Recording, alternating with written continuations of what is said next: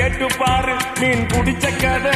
அது சொல்லும் அந்த பண்ண மேட்ட கேட்டு பாரு பால் கறந்த கதை அது சொல்லும்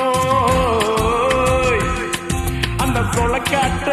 கேட்டு பாரு கொடி குடிச்ச கதை அது சொல்லும் அந்த டூரிங் டாக்கிஸ கேட்டு பாரு